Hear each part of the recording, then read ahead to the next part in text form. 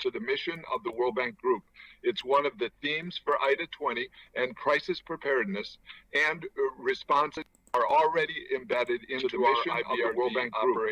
It's one of the themes for IDA 20, and crisis preparedness and responses are already embedded into the mission of the World Bank Group.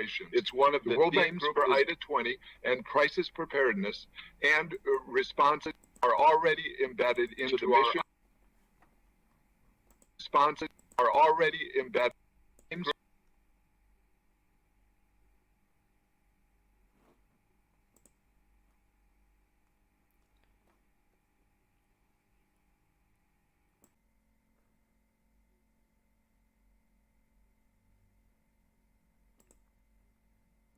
Committed to the health agenda. By working together, we can help developing countries to build resilience that they need when they face major threats to their people's health. Thank you all. Thank you, David. Thanks a lot for your contribution. Let me now turn to Prime Minister Sanchez. Pedro, the floor is yours. Gracias. Thank you, Mario. Ursula, let me start by commending the Italian G20 presidency and the European Commission for the initiative to co-host this summit. As we continue to mourn the millions of victims of COVID-19, it is crucial that we redouble our efforts to end the current pandemic and be readier for future ones. Spain is firmly committed to improving the global health architecture and to translating the urgency that brings us together today into concrete action. Our first priority must be putting the COVID-19 pandemic behind us. The pace of vaccinations has accelerated across the European Union. This will allow for a gradual reopening of our societies. And I'm hopeful that two multilateral initiatives that Spain has championed, the EU COVID-19 certificate and the OECD blueprint for safer international travel, will make a difference in facilitating mobility between most of our countries. But we still stand way behind on our goal to ensuring affordable and equitable access to vaccines for all. The gap between countries is increasing, and future needs might not be fully met. It is not only a matter of justice, it is a matter of ensuring we fight the pandemic efficiently and with all the means and instruments at our disposal. Many voices and countries have been calling for a temporary waiver of the TRIPS agreement or for overriding some of its requirements. Spain firmly believes that we must urgently find consensus on such proposals. But license and intellectual property rights are just one part of the equation. That is why my country is proposing to act simultaneously on the three fronts that need action: facilitating the transmission of necessary technology and expertise, lifting all barriers to ramp up production, and accelerating vaccine distribution. First, until an agreement is reached in the World Trade Organization, we need to foster voluntary licensing agreements, as well as the pooling of all forms of knowledge related to the virus, including through platforms such as the World Health Organization CTAP, which Spain has just joined. Second, we need to make full use of existing manufacturing capacities, no matter where they are. This requires not only quickly identifying these resources to match supply with demand, but also removing all obstacles to trade off both finished vaccines and the raw materials and components necessary to produce them. I want to acknowledge here the good news that the key vaccine makers have shared with us during the pre-summit, that they are going to accelerate and increase substantially the production of vaccines, most of which will go to developing countries. Every extra dose counts. And third, vaccine distribution needs to be accelerated and facilitated. We must strengthen our commitment to ACT Accelerator and COVAX, increasing financial and non-financial contribution. Spain will play its part, starting with the donation of 7.5 million doses to Latin American partners through COVAX. And this is why at the European level, myself and other countries are calling for enhancing our coordination through the European Union vaccine sharing mechanism that we are building together. Still, for these vaccines to reach their final recipients, we must also mobilize adequate transportation means and make sure that all countries have the necessary capacities to roll out their vaccination programs. There is no better short-term economic policy than accelerating vaccination campaigns worldwide. Ensuring universal access to vaccines must be the first step to building back better. Dear colleagues, dear friends, as we start to see the end of this nightmare, we cannot afford to put pandemic preparedness and response on autopilot once the COVID emergency is under control. It is time to leverage the current political and societal momentum to move forward with long-term improvements that we need. In this regard, Spain calls for an international treaty on pandemics to provide continued political backing for the prevention, early detection, and management of future pandemics. This treaty would foster mutual accountability, shared responsibility, transparency, and cooperation.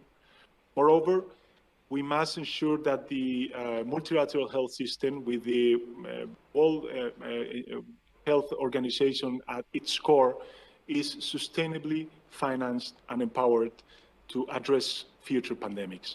Because health expenditure is not a cost, but an investment, and there is a clear need to invest in local capacities, in improving primary healthcare and expanding universal health coverage, in scientific research and innovation, and in health education. Ultimately, my dear friends, a One Health approach is required to deal with the challenges of tomorrow. One that takes into account that human health and environmental protections are two sides of the same coin. Collective responsibility falls upon us to ensure that our children and our children's children are better prepared than we were to tackle the next global health crisis. We cannot disappoint them. Gracias. Thank you. Thank you very much, Pedro, and thank you very much for pledging another amount of vaccine doses. Thank you very much for that. And let me now turn to the President of Turkey. President Erdogan, you have the floor. Kıymetli devlet ve hükümet başkanları ile Avrupa Birliği Komisyonu Başkanı, saygıdeğer katılımcılar, sizleri şahsım ve milletim adına en kalbi duygularımla selamlıyorum. G20 dönem başkanı İtalya'ya ve Avrupa Birliği Komisyonu'na bu toplantıyı düzenledikleri için teşekkür ediyorum. Zirvemizin başarılı geçmesini, ülkelerimiz için ve tüm insanlık için hayırlara vesile olmasını diliyorum.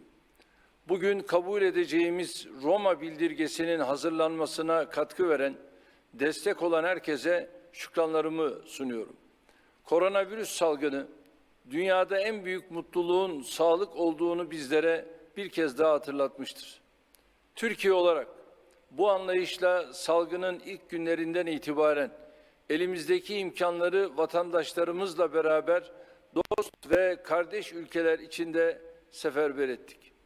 Temel sağlık ekipmanları ve araçlarının hızlı bir şekilde geliştirilmesi, üretilmesi ve dağıtılmasını sağladık. 158 ülke ve 12 uluslararası kuruluşa yerli solunum cihazları da dahil muhtelif kalemde tıbbi cihaz ve ekipmanı gönderdik. Gelişmekte olan bazı ülkelerin üretim kapasitelerini güçlendirmek için kişisel koruyucu malzeme üretilmesine yönelik eğitim programları düzenledik. Dezavantajlı grupların ihtiyaçlarına özel önem verdik.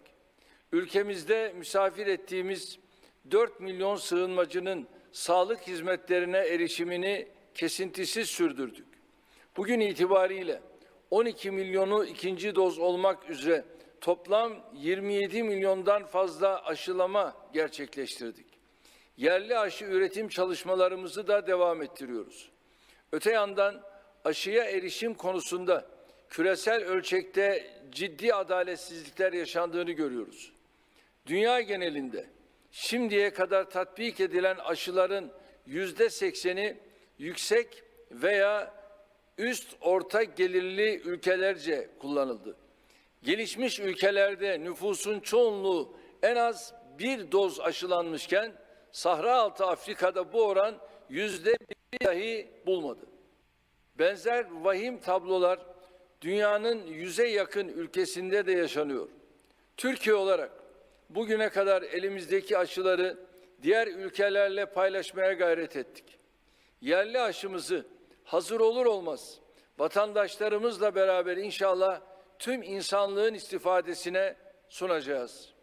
Çok taraflı finansal kuruluşların ve girişimlerin aşıya adil erişim konusundaki çabalarını destekliyoruz. Kıymetli katılımcılar, salgınlara karşı alınacak kontrol tedbirleri koordineli ve orantılı olmalı, sağlık ve ekonomi arasındaki hassas dengeyi gözetmeli ve Dünya Sağlık Örgütü'nün merkezi konumunu pekiştirmelidir. Bu bağlamda aşılanmış ve aşılanmamış olanlar arasında yeni duvarlar örülmesine ve yeni tür bir ayrımcılığa yol açılmamalıdır. Dünya Sağlık Örgütü'ne üye herhangi bir ülkenin bu örgütün onayladığı bir aşıyı kabul etmemesinin izahı yoktur. Uluslararası seyahatler ve turizmin önü gerekli sağlık ve hijyen şartları sağlanarak açılmalıdır. Küresel sağlık sisteminin güçlendirilmesinin yolu, Dünya Sağlık Örgütü'nün merkezi rolünün tahkim edilmesinden geçiyor. Bu amaçla yürütülen reform sürecine biz de destek veriyoruz. Bulaşıcı hastalıkların yayılmasını engellemek için hızlı tespit, erken uyarı ve yakın bilgi paylaşımı önemlidir. Salgın ülkemizde henüz vaka görülmeden yakın takip altına alınmış, bilim kurulumuz ilk vakanın tespitinden yaklaşık 2 ay önce faaliyete geçmiştir. Milli operasyon merkezlerimiz arasında bir koordinasyon mekanizması tesis edilmesi, tahliyeler ve acil tıbbi ihtiyaçlar gibi çalışmaların eş güdümü bakımından faydalı olacaktır. G20 ülkeleri arasında iyi uygulamalar veri bankası kurulması, gelecekteki krizlere karşı önlem alınmasını kolaylaştıracaktır. G20 platformu olarak hayata geçirdiğimiz borç ödemelerinin ertelenmesi girişimi de salgının küresel bir borç krizine dönüşmesine mani olmuştur. Değerli dostlar, son 1,5 yılda yaşadıklarımız bizlere uluslararası sistemde görülen aksaklıkları gidermek ve daha adil bir düzen inşa etmek bakımından çok güçlü bir ders vermiştir. Sağlık bir ayrıcalık değil, herkes için bir haktır. Evlatlarımıza daha adil, daha yaşanabilir, daha müreffeh bir dünya bırakmak hepimizin ortak görevidir. Türkiye olarak böyle bir dünyanın tesisi için çalışmayı sürdüreceğiz. Bu düşüncelerle sözlerime son verirken zirvemizin başarılı geçmesini diliyor, sizleri bir kez daha saygıyla selamlıyorum. Thank you. Thank you, President Erdogan. Your support for equitable access to vaccines and sustainable financing efforts are very welcome. Let me now turn to Director General Ghebreyesus of the WHO. Dr. Tedros, the floor is yours. Thank you. Thank you, Your Excellency, Prime Minister Draghi and President Ursula von der Leyen, Excellencies, dear colleagues and friends. I would like to thank the Italian G20 presidency and the European Commission for their leadership in initiating the Rome Declaration. We welcome the declaration, especially the commitment to support and enhance the existing multilateral health architecture for preparedness, prevention, detection, and response, with an appropriately, sustainably, and predictably funded, effective WHO at its center. And we welcome the other commitments to strengthening national and global preparedness for preventing future pandemics. But our commitment to the future is measured by our actions today. Yesterday alone, more than 13,000 people around the world lost their lives to COVID-19, 9 every single minute. Today, the number will be similar, and tomorrow and next day. And people will continue to die as long as the global disparity in vaccines persists. Yes, the rapid development of COVID-19 vaccines is a triumph of science, but their inequitable distribution is a failure for humanity. Almost 90% of all vaccines administered globally have been in G20 countries. We can only end the pandemic if everyone has the tools to stop it. So today I have 3 requests.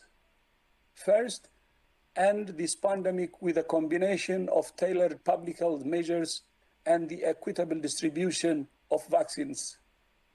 We call on G20 countries to fully fund the ACT Accelerator as a matter of urgency, to share more doses faster through COVAX, with all countries that have announced generous donations today, towards the hundreds of millions of doses we will need in the coming weeks and months. And we appreciate today's commitments to scale up manufacturing through sharing technology and know-how and waiving intellectual property provisions with a focus on Africa. The G20 has all the means to vaccinate the world, and the world cannot wait any longer. Second, strengthen health security nationally and globally. We welcome the commitments of the Rome Declaration to support the full implementation of the international health regulations and for a multi-sectoral, all of government, all of society, evidence-based One Health approach to health security. WHO remains committed to working with all member states to explore every avenue for keeping the world safer, including the proposal for a treaty on pandemic preparedness and response. We believe such a treaty would create a high-level framework for political accountability that redefines the way countries deal with health emergencies, and that would encompass all countries, not just the richest and most powerful. The treaty could address the challenges we're facing now and drive progress toward this universal health coverage in all countries based on strong primary health care. The pandemic has demonstrated that health is not a luxury, but the cornerstone of political stability. This will not be the last pandemic. We might be able to prevent some, but we cannot prevent them all. Business as usual will produce the usual result, a world that's unsafe, unprepared, and unfair. But with bold ideas, bold commitments, and bold leadership, we can write a healthier, safer, fairer future for our children and our children's children. I thank you. Grazie mille, Prime Minister, and back to you. Thank you. Thank you so much, Dr. Tedros, and thank you so much for you and your staff's tireless work since way more than a year now on this pandemic. Now I have the pleasure to introduce the Prime Minister of the United Kingdom. Boris, the floor is yours.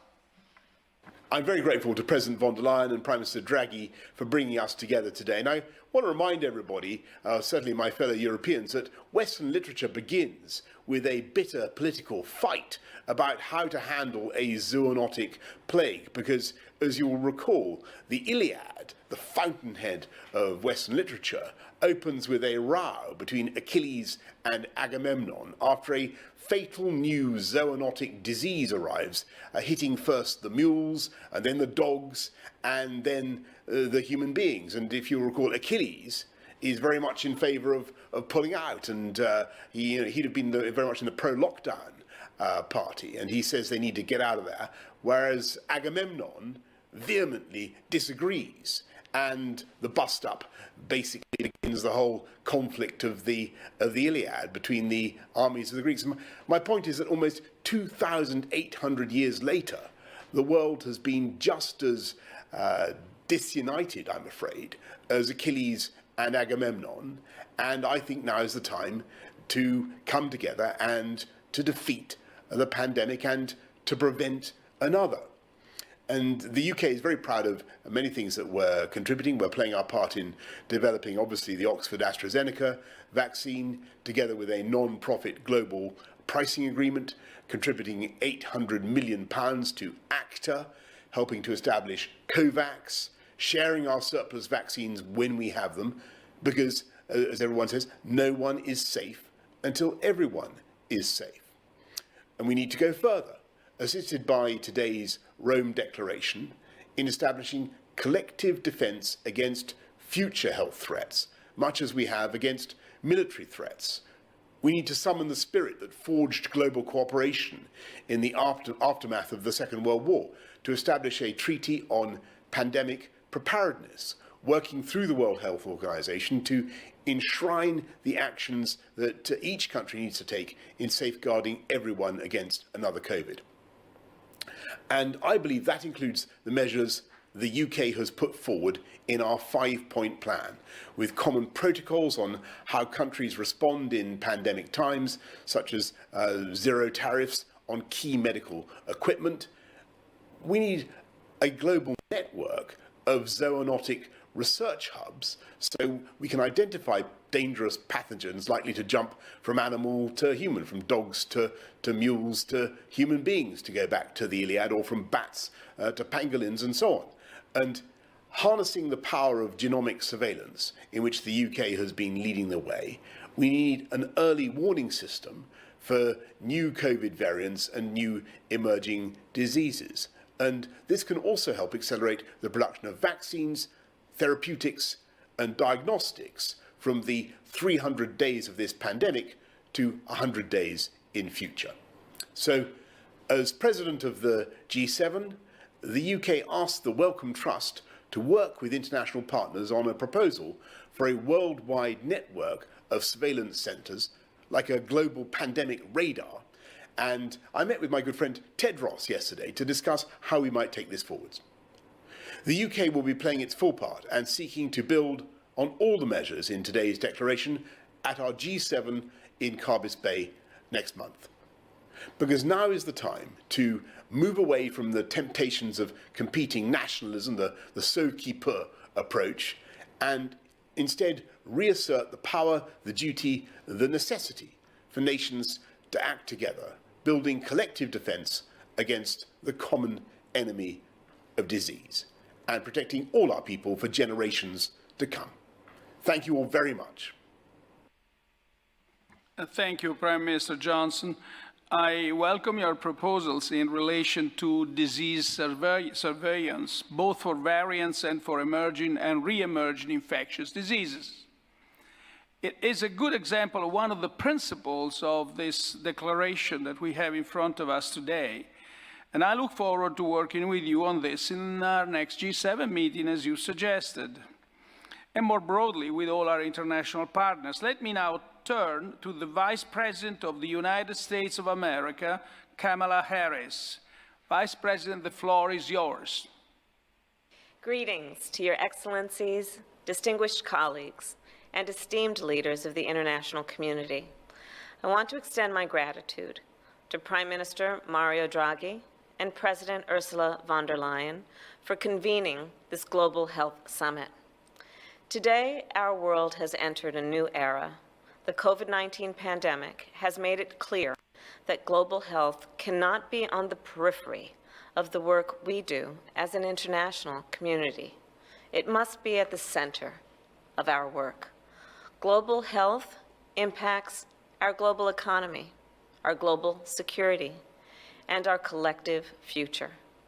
We must begin, of course, by ending this pandemic. People around the world are still contracting COVID-19. People are still dying every day. And that is why we need to get people vaccinated as quickly as possible in every nation. COVAX is helping the global community distribute vaccines equitably. The United States is a proud investor in this effort, as I know many of you are. In April, we announced that we would send 60 million AstraZeneca doses to countries around the world. Earlier this week, our president announced that he will soon send an additional 20 million doses of authorized vaccines from the United States worldwide. And we will keep donating excess supply as it is delivered to us. While we work to end this pandemic, we also know that we must do everything in our power to prepare for the next one. Last month, more than 40 United Nations delegations joined a dialogue about pandemic preparedness and response. And I spoke then of the need to be ready, resilient, and responsive. And today I'd like to speak candidly about what we must do within this next year to meet this need. On COVID-19, I believe we can agree the world was not ready. Globally, there were few incentives in place to encourage preparedness. There were gaps in our metrics to measure preparedness, and the mechanisms in place to respond effectively and ensure accountability were far too slow. We have the opportunity now to change this before the next crisis hits. And we must establish a new and sustainable mechanism to finance health security, one that goes beyond emergency relief and that promotes readiness. At the country level, we must budget for health security as we do for national security, ensuring that the actions we take this year are not a one-off. To some, the cost to prepare may seem high. However, the cost of failing to prepare is far higher. Beyond financing, we must also improve the metrics and milestones by which we are measured. One metric I would like to recommend is around the leadership of heads of state, because you see, for far too long, I believe health has been too often relegated to the domain of health leaders. Well, friends, in this era, we must all be health leaders. This is imperative. Finally, we must take bold action on oversight. The United States has called for the United Nations to establish a facilitator for high-consequence biological threats. Just this month, other experts recommended a similar Global Health Threats Council. These two ideas share one principle.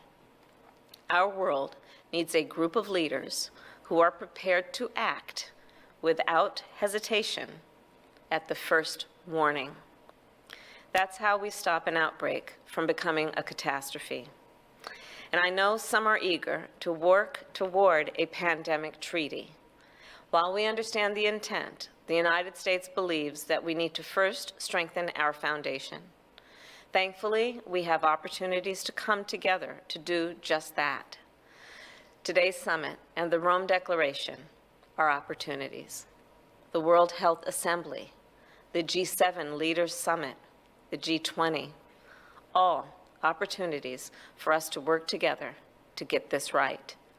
The United States is committed to getting this right. The fate of our economies, our security, and our world depends on what we do now. So let us get to work. Let us work together. Thank you.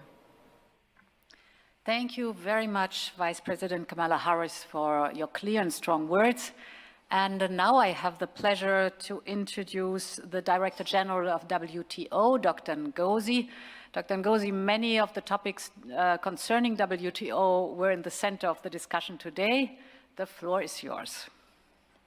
Well, thank you so much, President von der Leyen and Prime Minister Draghi. Thanks to the EU and the G20 for pulling together this summit. Excellencies, ladies and gentlemen, friends, COVID-19 has made clear that we as policymakers need to think of preparedness, response, and resilience as one interconnected package. International cooperation on trade is important for all three elements, as the draft Rome Declaration recognizes. In the current pandemic, after initial disruptions, trade has been a force for good, enabling access to much-needed medical supplies. Even as global merchandise trade shrank by 7% in value terms,